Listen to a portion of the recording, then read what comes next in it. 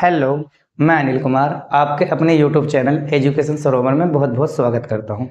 जैसे कि जानते हैं, मैं आपको विलियन चैप्टर पढ़ा रहा हूं। उसमें मैंने कुछ भाग आपको पिछली क्लास में करा चुका हूं और उसके आगे क्लास मैं अब स्टार्ट करने जा रहा हूं। तो विलियन चैप्टर था आपका विलियन। विलियन यानी इसे इंग्लिश में बोलते हैं सॉल्यूशन। क्या बोलते हैं? सॉल्यूशन। सॉल्यूशन। देखो, हम आज इसमें एक टर्म है आपने पढ़ी होगी, स्ट्रेंथ। स्ट्रेंथ यानी कि शक्ति। यानी स्ट्रेंथ किसकी? सोल्यूट की, यानी विलय की स्ट्रेंथ। यानी किसकी स्ट्रेंथ? विलय की। क्योंकि स्ट्रेंथ का शक्ति यानी सांद्रता का मतलब ये होता कोई लिक्विड यानी कोई विलयन कितना गाढ़ा है और या कितना पतला है, वो डिपेंड करता है उसकी स्ट्रेंथ पे। यानी कि जैसा कि अगर आप जानते हैं बक्खर है और एक आपकी चीनी का घोल है नॉर्मल, तो आपको बक्कर ज्यादा मीठा दिखाई देता है, यानी उसमें चीनी की स्ट्रेंथ ज्यादा है, और एक नॉर्मल चीनी का घोल है उसकी स्ट्रेंथ कम है। तो ये तो होगी आपकी व्यवहारिक पहचान। लेकिन अगर हम इसकी डेफिनेशन की बात करें, डेफिनेशन क्या होगी इसकी? Amount of solute, amount of solute in gram, in gram is dissolve, dissolve in 1 litre solution. यानी कहने का मतलब मेरा यह है, विलय की वे मात्रा जो 1 लीटर विलयन में घुली हो उसकी सांद्रता या शक्ति कहलाती है। ये तो आपकी डेफिनेशन है। यानी कि सोल्यूट किसे बोलते हैं? आपके विलय के लिए अंग्रेजी हिंदी में बोलते हैं इसे विलय, और सॉल्यूशन आपका विलयन। यानी अगर हिंदी की बात करें तो मैंने डेफिनेशन बताई थी, विलय की वह मात्रा जो 1 लीटर विलियन में घुली हो, लेकिन किस में? ग्राम में। अब बात करते हैं इसके फॉर्मूले की। तो फॉर्मूला क्या होगा? यानी शक्ति यानी strength, strength equal to amount of किसकी? सोल्यूट की। किसकी? सोल्यूट। यानी कि विलय की मात्रा, लेकिन किसमें? ग्राम में। ये आपको ध्यान रखना, किसमें लेनी है? ग्राम में। और volume of solution, volume of solution. अब सॉल्यूशन भी का वॉल्यूम किसमें लेना? लीटर में। यानी विलियन का आयतन, विलियन का आयतन यानी किसमें? वो भी एलटीआर यानी लीटर। ये बात आपके समझ में आ गई? ठीक है। तो यानी कि अगर मैं देखा जाए तो ये आपको अमाउंट ऑफ सोल्यूट को प्रेजेंट किससे करते हैं? इससे करते हैं, मैंने अपनी पिछली वीडियो में बताया था किससे प्रेजेंट करते हैं? डब्ल्यू से। और स्ट्रेंथ को तो आप सी से प्रेजेंट कर सकते हैं क्योंकि कंसंट्रेशन है। इसे किससे पढ़ते हैं? स्मॉल डब्ल्यू से, क्योंकि आपका क्या? सोल्यूट, सोल्यूट की मात्रा कम होती है तो स्मॉल डब्ल्यू, अगर सोलवेंट की बात होती है कैपिटल डब्ल्यू। और ये आपका वी। ये बात आपको समझ में आई? अगर मैं बात करूं यूनिट की, तो यूनिट क्या होगा? देखो, अगर मैं यूनिट की बात करूं तो यूनिट क्या होगी? मैंने अभी क्या बताया? विलय की जो अमाउंट है वो किस में ली जाती है? ग्राम में। यानी कि ग्राम प्रति लीटर, ग्राम प्रति लीटर। ये बात आपके समझ में आई? ठीक है। अब इस पे एक बेस क्वेश्चन करा देते हैं जिससे कि आपके डेफिनेशन भी और आपका फॉर्मूला भी क्लियर हो जाए। ठीक है।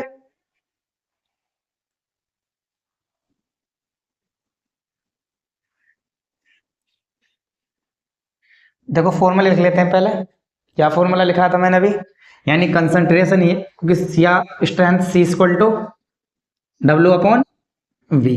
ये बात समझ में आ गई? यानी कि इसका एक क्वेश्चन है, क्वेश्चन फर्स्ट अगर देखा जाए, यानी 25 gram N A C N A O H यानी 25 ग्राम NaOH, यानी इसे बोलते हैं सोडियम, इसका केमिकल नेम है सोडियम हाइड्रोक्साइड, ऑक्साइड, यानी सोडियम हाइड्रोक्साइड या caustic soda is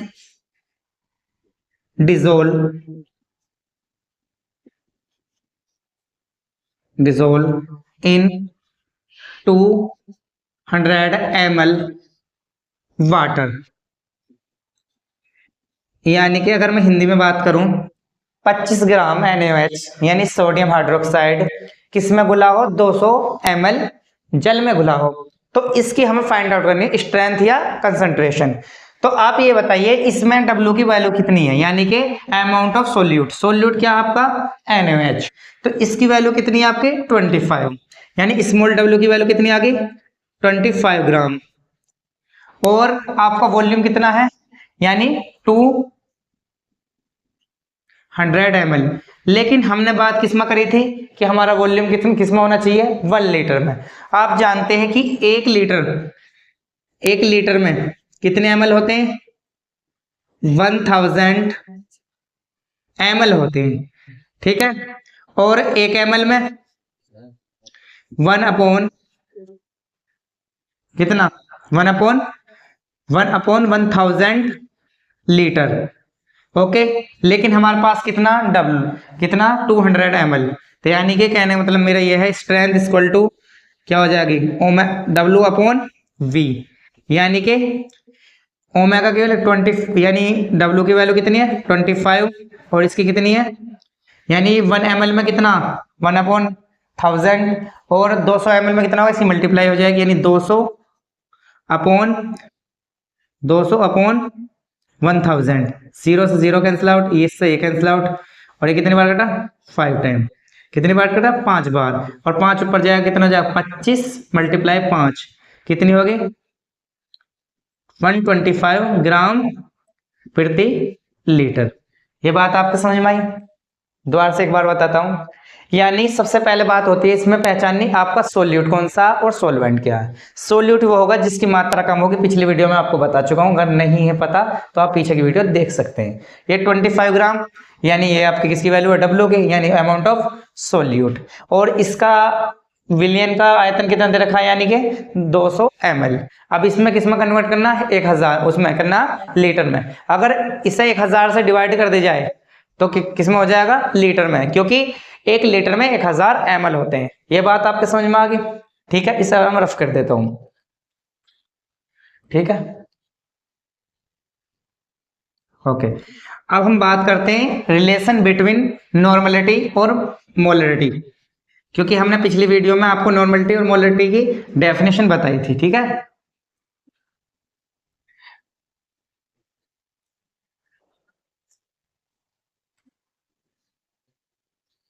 relation between normality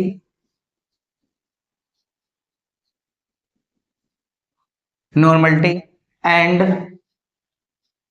molarity,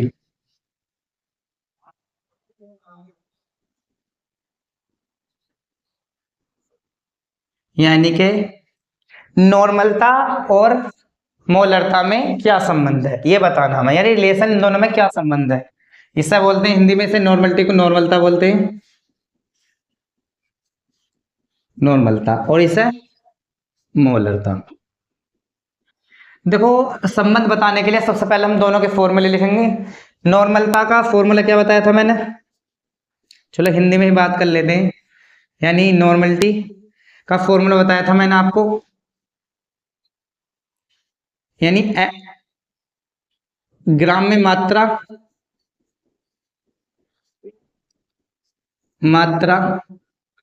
upon क्या बताया था, नॉर्मलता में था तुल्यांकी भार गुणा लीटर में आयतन, गुणा आयतन किसमें लीटर में, यानी लीटर में। ये तो मैंने बताया था फॉर्मूला, यानी कि ग्राम में मात्रा को बोल सकते हैं हम इंग्लिश में क्या बोल सकते हैं, अमाउंट ऑफ सोल्यूट किसकी बात कर रहे हैं? तो ग्राम में मात्रा जो लेनी है हमें किसकी लेनी है? सोल्यूट की। सोल्यूट किसमें? ग्राम में।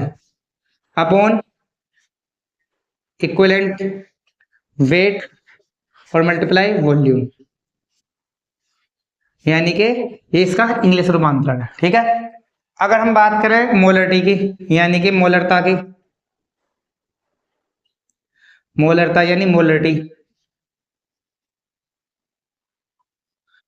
मोलरिटी इसका क्या था? यानी कि ग्राम में मात्रा, मात्रा अपॉन किसकी मात्रा हुई? किसकी? सॉल्यूट की, यानी आपकी विलय की। इसमें था अणुभार मल्टीप्लाई आयतन, वो भी लीटर में। यानी अंग्रेजी में देख लेते हैं इसे, इंग्लिश में क्या होगा? अमाउंट ऑफ सोल्यूट किसमें? ग्राम में।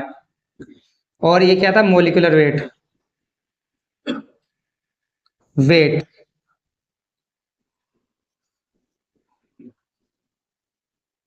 Wait multiply volume. ये आपको मैंने फॉर्मूला लिखवा चुका हूं। ठीक है। अगर इन फॉर्मूले को मैं, अगर इस नॉर्मलता को डिवाइड करूं मोलरिटी से, तो देखता हूं क्या होता है। ठीक है। देखो,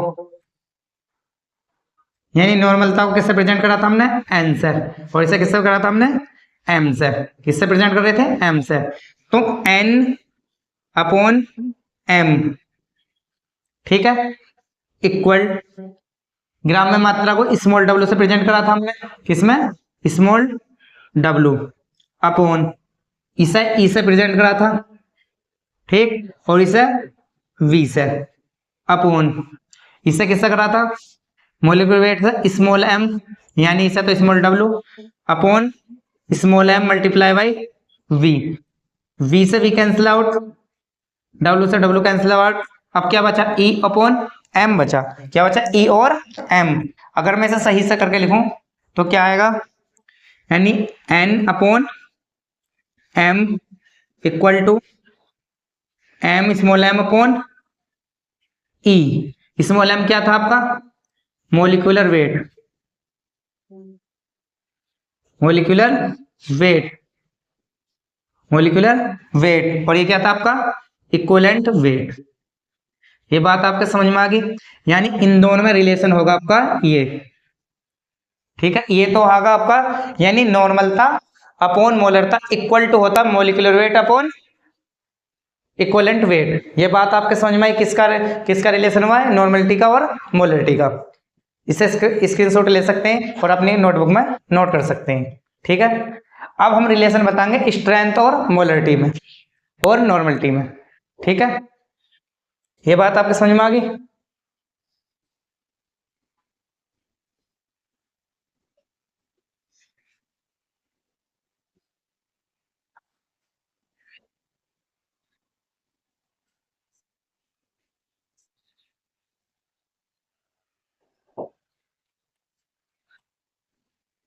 देखो, रिलेशन,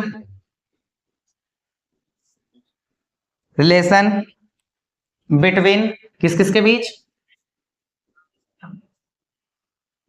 रिलेशन बिटवीन स्ट्रेंथ यानी concentration strength and molarity. ठीक। हमें हमें किसके बीच रिलेशन बताना? एक तो यानी स्ट्रेंथ यानी शक्ति, और किसके? मोलरिटी यानी मोलरता।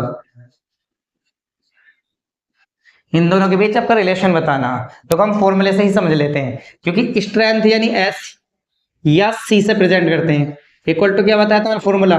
डब्ल्यू अपॉन वॉल्यूम, ये तो बताया था मैंने। और आपकी मोलरिटी का फॉर्मूला क्या था? मोलरिटी का फॉर्मूला क्या था आपका? डब्ल्यू अपॉन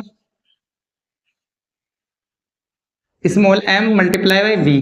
तो आप एक बात बताइए मुझे, मोलरिटी यानी कि मोलरता, ये आपका ये जो है कौन सा, ये आपको ऐसा नहीं लग रहा जैसे ये कंसंट्रेशन हो या स्ट्रेंथ हो, ये बात आप समझिए। यानी W अपॉन V क्या है आपका C, या तो नीचे से कह सकते हैं या तो C से प्रेजेंट करेंगे या S से, तो ये क्या होगा आपका C अपॉन M। यानी मोलरता अगर हिंदी में लिखे मोलरता इक्वल टू होता है आपका शक्ति या सांद्रता, शक्ति या सांद्रता, सांद्रता अपॉन अणुभार, अणुभार। समझ में आया आपके? यानी कि अगर आपकी सांद्रता को उसके अणुभार से डिवाइड किया जाए तो क्या आ जाती है आपकी मोलरता। ये बात आपके समझ में आ गई। यानी मोलरता में क्या रिलेशन है, अगर मोलरता में अणुभार की मल्टीप्लाई की जाए तो क्या आ जाएगी आपकी सांद्रता। ये बात भी सही है और ये बात भी सही है कि सांद्रता की डिवाइड किससे किया जाए, अणुभार से, तो क्या आ जाएगी आपकी मोलरता। ये समझ में आ गया। ये रिलेशन किस किस के बीच में होगा, यह आपका मोलरता के और सांद्रता के बीच। अब बात करते हैं नॉर्मलता और सांद्रता या शक्ति के बीच। ठीक है, इस चीज को नोट कर लीजिए आप, ये आपके फॉर्मूले न्यूमेरिकल वैल्यू में बहुत ज्यादा काम देंगे। ठीक है, आपका किस में रिलेशन बताना, नॉर्मलिटी में, यानी इसकी जगह क्या लिखते हैं नॉर्मलिटी, यानी नॉर्मलता। यानी कि C इक्वल टू क्या बताया था हमने, W अपॉन V, और नॉर्मलता E यानी W अपॉन V और मल्टीप्लाई E।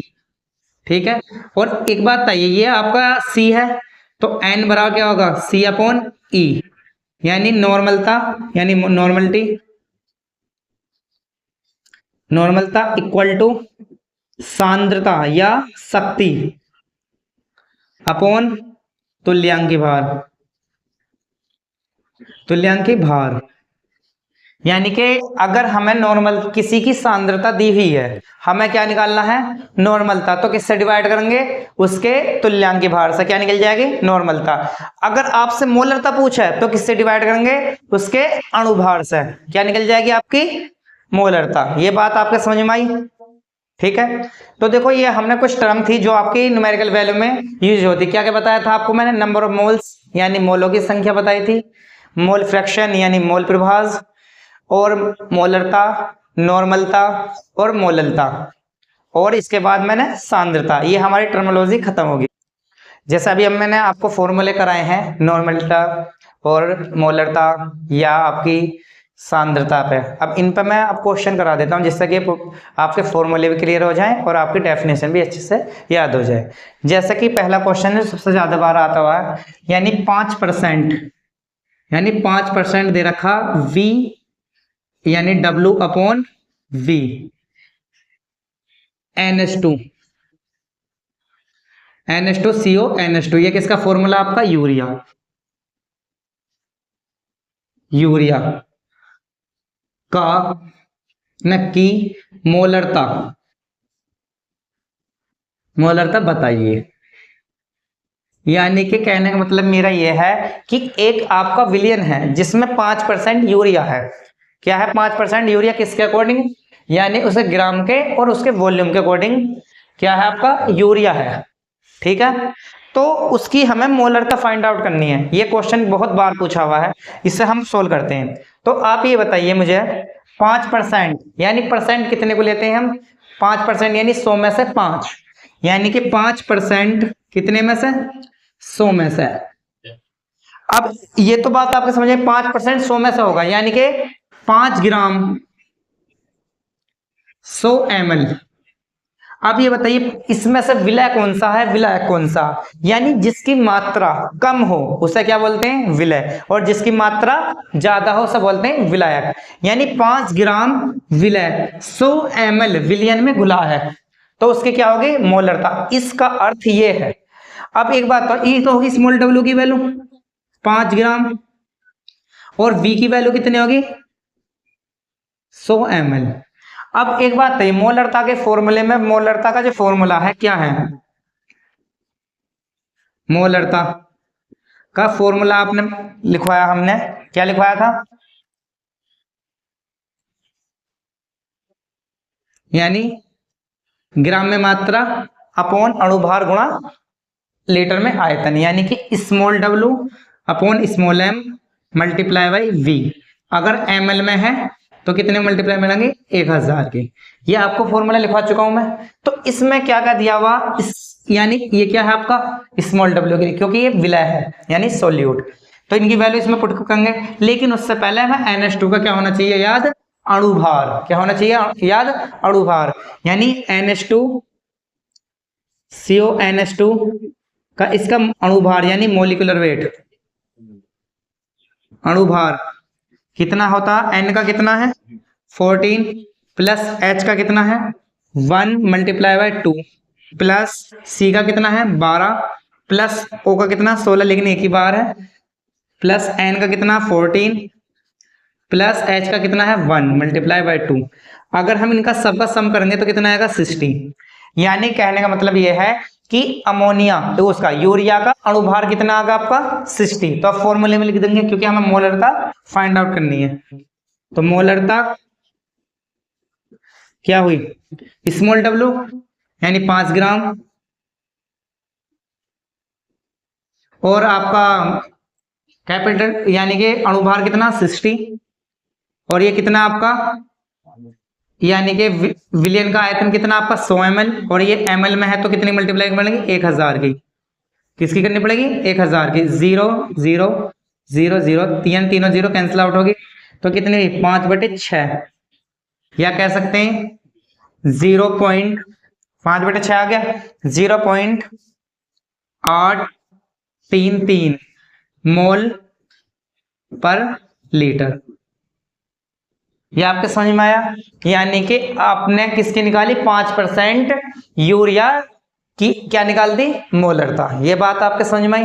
यह आपका मोलरता पर आधारित क्वेश्चन, किसके अनुसार, परसेंटेज, नोट कर लीजिए। ओके, अब इसका नेक्स्ट क्वेश्चन देखते हैं। ठीक है, ये समझ में आ गया, इसका स्क्रीनशॉट ले सकते हो आप।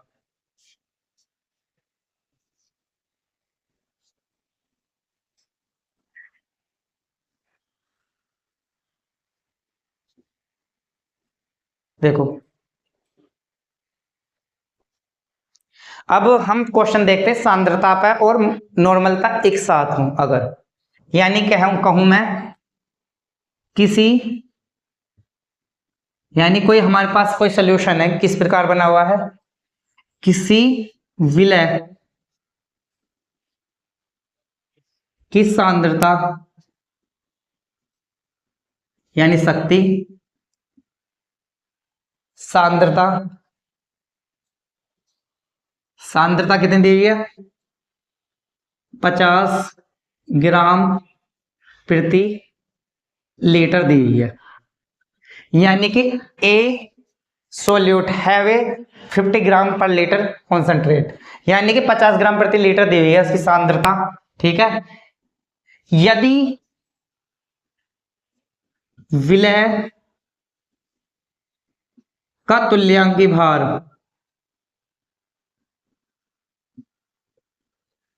भार 63 हो तो नॉर्मलता कितनी होगी, क्या होगी नॉर्मलता, नॉर्मलता आपको बतानी है।